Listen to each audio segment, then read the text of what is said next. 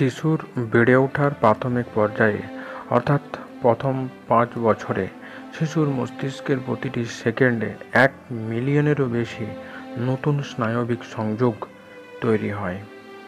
এখন অনেকে ভাবছেন, কি এই স্নায়বিক সংযোগ?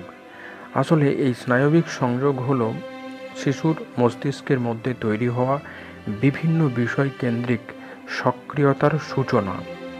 শিশু প্রথম 5 বছর বয়সের মধ্যে তাকে যে যে বিষয়ে সচেতন করানো হবে, জানানো হবে, শেখানো হবে, ও যেমন দেখবে, যেমন শুনবে, সেইভাবেই সেই বিষয়ে তার মস্তিষ্কের মধ্যে সেই টাইপের স্নায়ু সক্রিয় হয়ে উঠবে।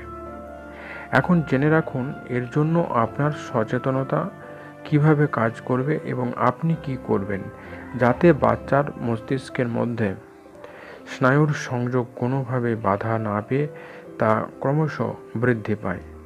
প্রথমেই যেটা আপনাকে করতে হবে সেটা হলো আপনার সন্তানের সঙ্গে সময় দিন, তার সঙ্গে কথা বলুন, বিভিন্ন অঙ্গভঙ্গি করুন, বয়স অনুযায়ী বাচ্চাকে কাজে যুক্ত করুন, কাজ করার সময়ও তার সঙ্গে কথা বলুন। বাচ্চাকে কখনো একাকী রাখবেন না, সব সময় অর্থাৎ বাচ্চা যতক্ষণ জেগে আছে ততক্ষণ তার সঙ্গে কথা বলুন, খেলুন, তাকে গান শোনান। এরপর আপনি বাচ্চার সঙ্গে ট্রেজার হান্টের মতো খেলতেও পারেন, কারণ খেলার মাধ্যমে আপনি আপনার বাচ্চার সঙ্গে আরও বেশি করে সম্পর্ককে দৃঢ় করতে পারবেন। যেমন খেলার সময় বিভিন্ন ফল, বিভিন্ন খেলনা রেখে সেই সমস্ত জিনিসের নাম বলে বাচ্চাকে সেই সমস্ত জিনিস সংগ্রহ করতে বলুন। আপনার শিশু যদি সঠিক জিনিস চিনতে না পেরে ভুল করে, সঙ্গে সঙ্গে না বলুন এবং পুনরায় চেষ্টা করুন তাকে সঠিকটি বেছে নিতে। এবং শিশুটি যখন পারছে তখন তাকে হাততালি দিয়ে উৎসাহ দিন। এতে শিশুর শ্রবণ শক্তি এবং পর্যবেক্ষণ দক্ষতা বৃদ্ধি পাবে। এরপর হাত ও চোখের সমন্বয়ে শিশুর স্নায়ুর সংযোগকে সক্রিয় করে তুলতে বিভিন্ন বিষয়কে কেন্দ্র করে তৈরি ভিজুয়াল ধাঁধা এবং সংখ্যা বা বর্ণের বিভিন্ন ধরনের পাজল সমাধান করতে সাহায্য করুন। তাকে নিজেকে করতে বলুন। এতে করে আপনার বাচ্চার সমস্যা সমাধানের দক্ষতা যেমন বাড়ে, তেমনি মস্তিষ্কের বিকাশ অনেক উন্নত হয়। এছাড়া বিভিন্ন মজাদার ক্রিয়াকলাপের সঙ্গে যুক্ত করুন যাতে তার মধ্যে সৃজনশীল দক্ষতার বিকাশ ঘটে এবং মস্তিষ্কের সেই প্রকার স্নায়ুর সংযোগ সক্রিয় হয়ে ওঠে। যেমন আপনার শিশুকে বিল্ডিং ব্লক তৈরি করতে উৎসাহ দিন। এতে করে সে বিভিন্ন আকারের কাঠামো তৈরিতে আগ্রহ প্রকাশ পাবে, ফলে তার থেকে তার মস্তিষ্কের মধ্যে সৃজনশীল দক্ষতার বিকাশ ত্বরান্বিত হবে।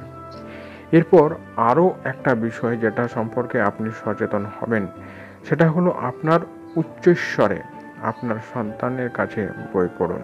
পড়ার সময় অবশ্যই বাচ্চার মনের সামঞ্জস্যপূর্ণ বিষয় নিয়ে পড়ুন এবং যে বিষয়টা পড়ছেন সেখানে বিভিন্ন চরিত্রগুলোর জন্য বিভিন্ন ভয়েসে পড়ুন।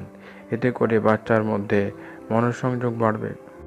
বাচ্চার আবেগকে কাজে লাগানোর জন্য গল্প পড়ার সময় সহজ প্রশ্ন করা যেতে পারে এবং উত্তর পারলেই তাকে উৎসাহিত করুন পিঠে চাপড়ে।